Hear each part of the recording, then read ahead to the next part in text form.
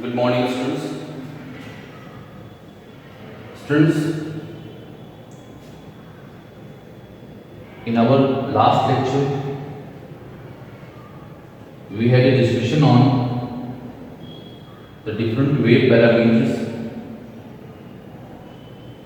which are used to characterize the different electromagnetic waves. Students, today we are going to discuss the arrangement of electromagnetic waves in increasing order of their wavelength or decreasing order of their frequency. Students, the arrangement of electromagnetic radiation in increasing order of their wavelength or decreasing order of their frequency is called as electromagnetic spectrum. Students,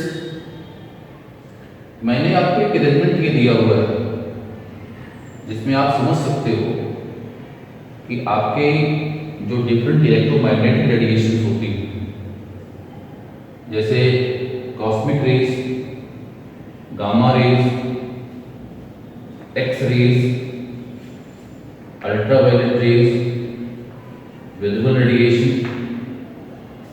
IR, microwave, infrared और microwave.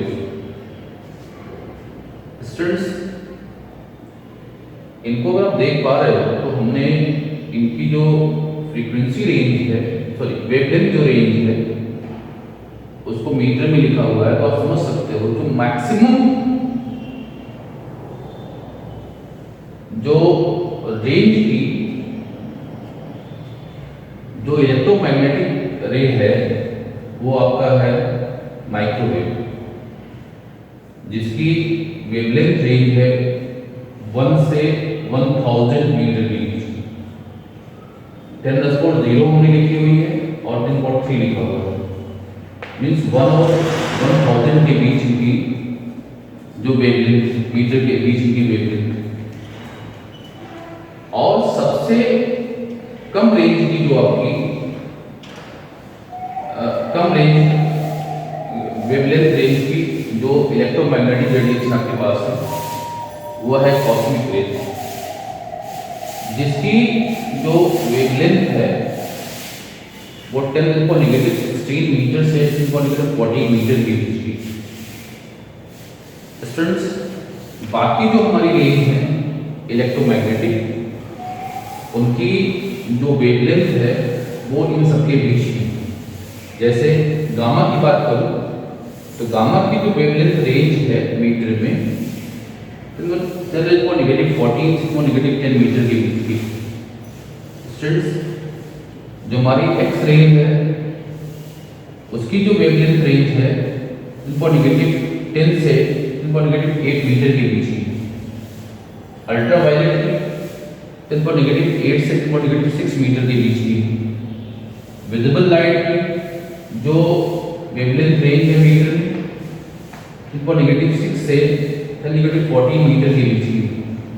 IR की जो है 10⁻4 से 0 के बीच की।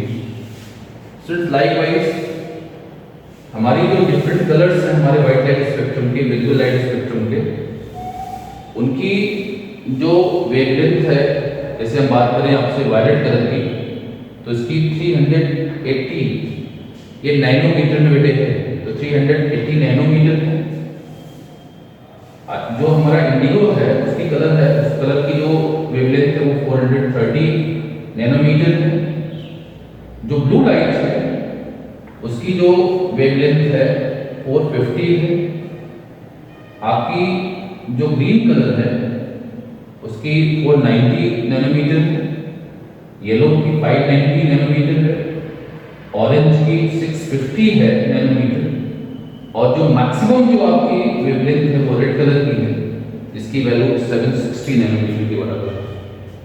Students, तो ये जो अरेंजमेंट आपने दिया है, this particular arrangement of electromagnetic wave in increasing order of their wavelength or decreasing order of their frequency, इन्हीं को हम लोग इलेक्ट्रोमैग्नेटिक स्पेक्ट्रम बोलते हैं। स्टूडेंट्स, इस अरेंजमेंट में हमने आपको बेटे वेवलेंथ की वैल्यू दी। आपको क्या करना है, जो हमारे डिफरेंट इलेक्ट्रोमैग्नेटिक जो वेव हैं उनकी फ्रीक्वेंसी रेंज को आपको डिटरमिन करना है by using the relation C is equal to nu lambda. आपको जो वर्क दे रहा हूं कि with the help of wavelength range calculate the frequency range of all the electromagnetic radiation as well as the different colour of visible light spectrum. Students, now thereafter we have to take our another very important topic, that is called particle character of electromagnetic radiation. Students, last lecture में हम लोगों ने जो हमारी electromagnetic radiation है उसके wave character की बात करी थी, और इस वेव कैरेक्टर में हमने मैक्सवेल का जो प्रिंसिपल था, जो मैक्सवेल की जो इलेक्ट्रोमैग्नेटिक थ्योरी थी उसकी बात करी थी। स्टूडेंट्स, पता है जो इलेक्ट्रोमैग्नेटिक रेडिएशन है बेटे, उनकी जो इलेक्ट्रोमैग्नेटिक रेडिएशन की जो दो प्रॉपर्टी है, एक को हम लोग डिफ्रैक्शन बोलते हैं और दूसरे को बेटे हम लोग इंटरफेरेंस बोलते हैं।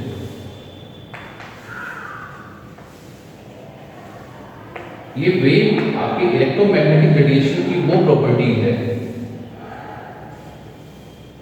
जिसको आप इलेक्ट्रोमैग्नेटिक रेडिएशन का जो वेव कैरेक्टर है उसका उस प्रॉपर्टी का यूज करके आप इसको एक्सप्लेन कर सकते हैं। स्टूडेंट्स, इसके बारे में हम आपको थोड़ी सी केवल बात बता रहे हैं कि अगर किसी लाइट के रास्ते में कोई ऑब्स्टैकल रख दिया जाए, इट्स आवर कॉमन ऑब्जर्वेशन कि बेटे वहाँ पर तो वो ऑब्स्टैकल कार्नर से क्या होती है, हमारी जो वेव होती हैं वो बेंड कर जाती है। लाइट में ऐसा आप देखते हो। लाइकवाइज बेटे जब दो रेज जो होती, जो वेव होती है, जब आपस में कंबाइन करती है, इधर when both are moving in same direction और when they both are moving in opposite direction, तो वो जो कॉम्बिनेशन के फिनोमेनन है वेव्स का, उसको हम लोग इंटरफेरेंस बोलते हैं, और जो बेंडिंग ऑफ वेव है बेटे उनको हम लोग डिफ्रैक्शन बोलते हैं। So these two phenomenon which are shown by electromagnetic radiation can only be described through using the property of wave character of electromagnetic radiation. Students, हमारे पास कुछ ऐसी फिनोमेनन हैं जो कि इलेक्ट्रोमैग्नेटिक रेडिएशन शो करती हैं और उनको एक्सप्लेन करने के लिए हम उनका जो वेव कैरेक्टर है उसका यूज नहीं कर सकते। These properties cannot be explained by considering the wave character of electromagnetic radiation. Students, पहले प्रॉपर्टी जानिए। एक प्रॉपर्टी को हम लोग बोलते हैं black body radiation. Black body radiation.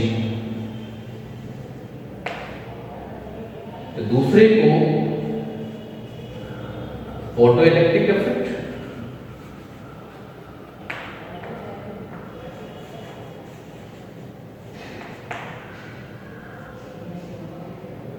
तीसरे को एटॉमिक स्पेक्ट्रम बोल सकते हैं हम लोग,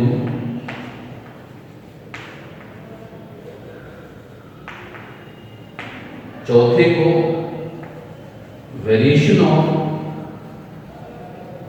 heat capacity of solid with temperature. Heat capacity of a solid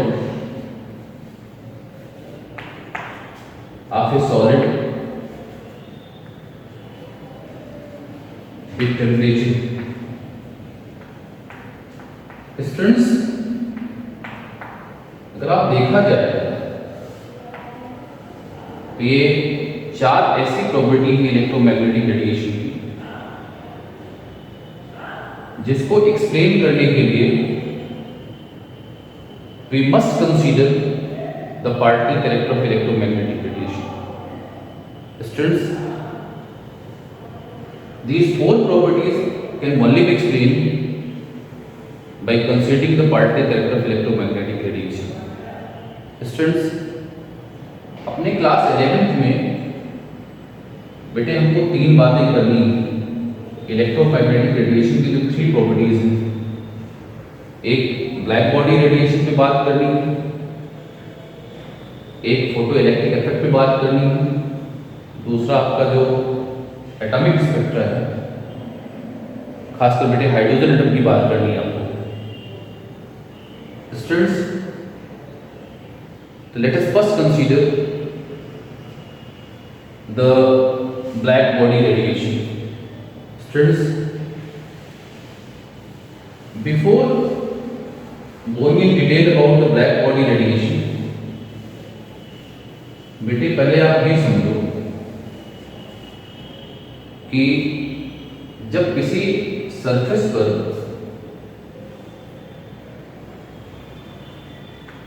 अगर आप कोई रेडिएशन डालते हो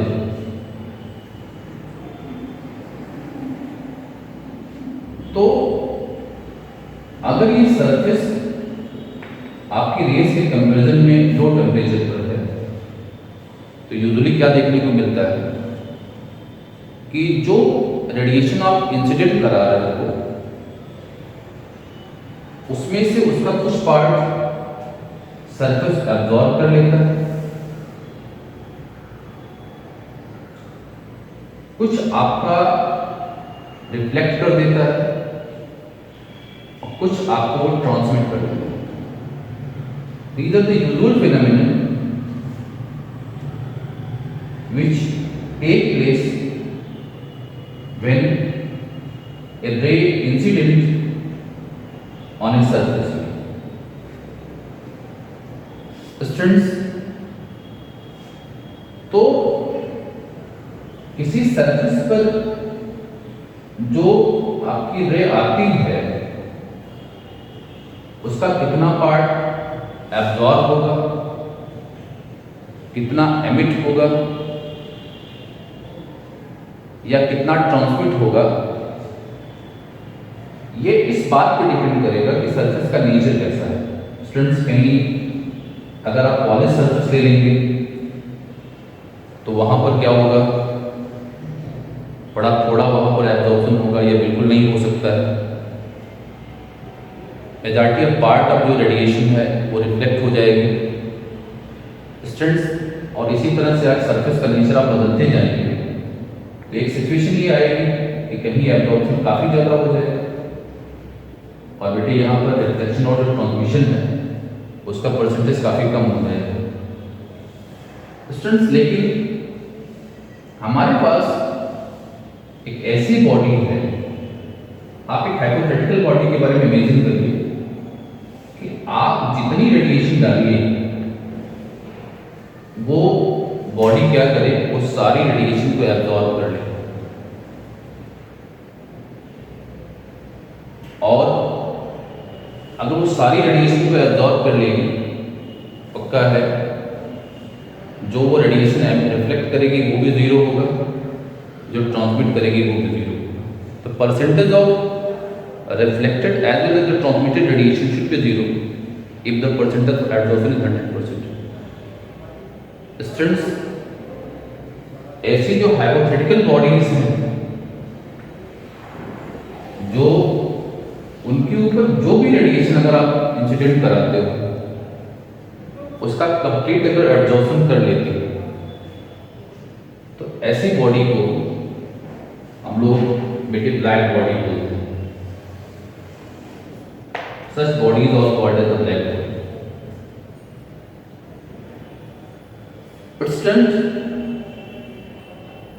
जो बॉडी किसी रेडिएशन को 100% एब्जॉर्ब कर सकती है, तो मान लो बेटे ये रेडिएशन एब्जॉर्ब करके ये बॉडी आपके एनवायरनमेंट के कंपैरिजन में इसका टेम्परेचर बढ़ गया,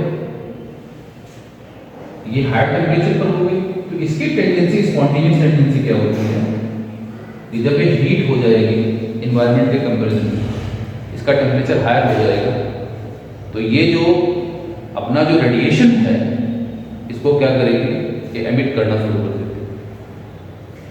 तो स्टूडेंट्स देखेंगे जो एब्जॉर्ब रेडिएशन 100% बेटे इसने एब्जॉर्ब किया है, तो ये सारे रेडिएशन को 100% एमिट करती है।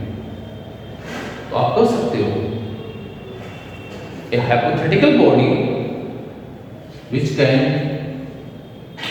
absorb all the radiation incident over it, or which can reflect all the radiation, which can emit all the radiation, are called black body, and the radiations emitted or absorbed by such black body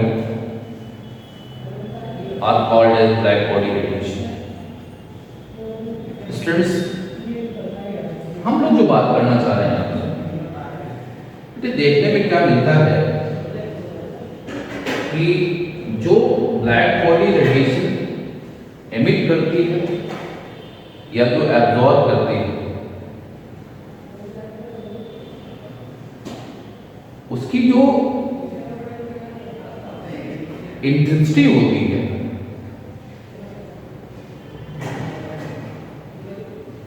वो temperature के साथ very करती है। Students, इस बात को जानने के लिए क्या करिए, आप एक प्लॉट ड्रॉ करिए, एक ग्राफ बनाइए और ग्राफ कुछ ऐसा रखिए। आपको जो ग्राफ प्लॉट करना है और एक ग्राफ आप ब्लैक बॉडी रेडिएशन के लिए प्लॉट कर रहे हैं। इस ग्राफ में आपका जो वर्टिकल एक्सिस है उस पर बेटे आपको इंटेंसिटी प्लॉट करनी है, और जो आपकी हॉरिजॉन्टल एक्सिस है उसमें आपकी जो इलेक्ट्रोमैग्नेटिक रेडिएशन है उसकी वेवलेंथ को प्लॉट करना है। और हम किसी एक पर्टिकुलर ब्लैक बॉडी के दो एमिटेड रेडिएशन की लैम्डा और आई के बीच में ग्राफ प्लॉट कर रहा है, टू डिफरेंट टेम्परेचर। स्टूडेंट्स, अगर मैं आपसे बात करूं तो मान लिया जाए एक टेम्परेचर T1 है, T1 पर हम लोग क्या करेंगे, किसी पर्टिकुलर ब्लैक बॉडी के लिए अगर हम लोग उसकी इंटेंसिटी और वेवलेंथ का ग्राफ प्लॉट करें तो ग्राफ का बेटे ट्रेंड कुछ ऐसा मिलता है, let this temperature corresponding to this graph is at T1 here। स्टूडेंट्स, लाइकवाइज एक दूसरा टेम्परेचर हम ले लें और फिर वो ग्राफ प्लॉट करेंगे, तो डेफिनेटली हमको एक दूसरे तरह का ग्राफ ऐसा मिलता है। मान लो ये टेम्परेचर T2 और हमने यहां कर दिया that you should have T2 is greater than T1। Students, ये जो इंटेंसिटी है ये थोड़े आपके लिए नया टर्म है, इसको जान लीजिए कि कहा यह जाता है कि जो इलेक्ट्रोमैग्नेटिक रेडिएशन की है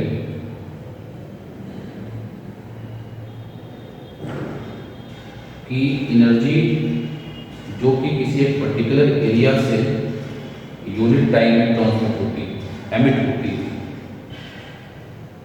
amount of energy which is transmitted through a unit area in unit time is called intensity of electromagnetic wave. तो समझ रहे हैं आप, इसका मतलब क्या करना आपको है, एनर्जी को एरिया से डिवाइड करिए, एरिया को टाइम से डिवाइड करिए, तो ये जो मिलेगा उसी को हम लोग इंटेंसिटी ऑफ इलेक्ट्रोमैग्नेटिक वेव बोलते हैं। स्टूडेंट्स, इस ग्राफ को एनालाइज अगर आप करेंगे तो दिखाई क्या पड़ रहा है कि जो हमारी इलेक्ट्रोमैग्नेटिक वेव्स हैं उनकी जो इंटेंसिटी है वो क्या करती है, जब आप वेवलेंथ बढ़ाते हो तो वेवलेंथ बढ़ाने के साथ किसी एक पर्टिकुलर टेम्परेचर पर एक ऑप्टिमा वो एक्वायर करती है, एक मैक्सिमम वैल्यू अटेन करती है, पहले बढ़ती है, it acquires at maximum value up to certain wavelength. फिर क्या होता है, at a particular temperature there are it decreases. Likewise जब आप सेम जो ब्लैक बॉडी है उसका हायर टेम्परेचर पर आप इंटेंसिटी मेजर करते हो लैम्डा के रिस्पेक्ट में, तो दिखाई ये पड़ रहा है कि उसका जो मैक्सिमा है वो लो वेवलेंथ पर शिफ्ट हो जाता है और ग्राफ का ओवरऑल ट्रेंड यही बना। तो इसका मतलब ये हुआ कि जो हमारी हायर टेम्परेचर पर जो मैक्सिमम इंटेंसिटी है, जो इंटेंसिटी है बेटी वो इंक्रीज कर जाती है and it's shifted toward the low wavelength region. जबकि लो टेम्परेचर पर जो इंटेंसिटी होती है वो लो होती है और it is always on the higher wavelength region. तो this is the peculiarity of black body radiation. तो स्टूडेंट्स, इस जो ब्लैक बॉडी रेडिएशन का जो ये बिहेवियर है इसको अगर आपको समझना है तो कई सारी कंसेप्ट्स आई, बट इसका जो satisfactory explanation है it was given by a renowned scientist जिसको हम लोग प्लांक्स बोलते हैं। This phenomenon can only be explained on the basis of a important concept that is called as the Planck quantum theory. The students, on the next day we will discuss about the Planck quantum theory. Thank you.